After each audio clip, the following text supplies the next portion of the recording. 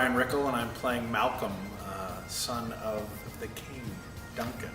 I'm playing Danny Campbell, playing Duncan.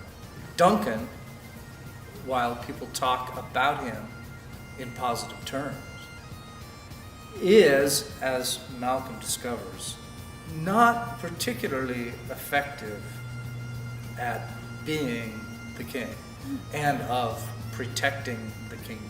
I think one of the things that we discovered through talking with Gideon and through table work is that Malcolm has just started to recognize some of the poor choices in people his father has made.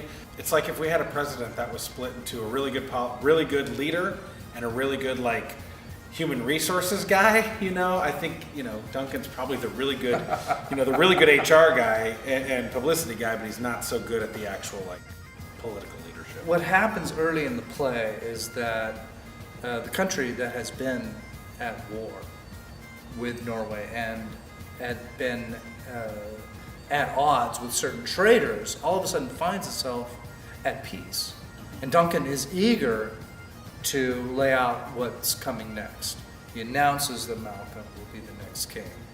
He announces that people will get promoted, that those who have been traitors will lose their lands, and that other people will get additional powers and additional influence and additional resources. So he's looking forward to a time of peace, which he and then prosperity, right?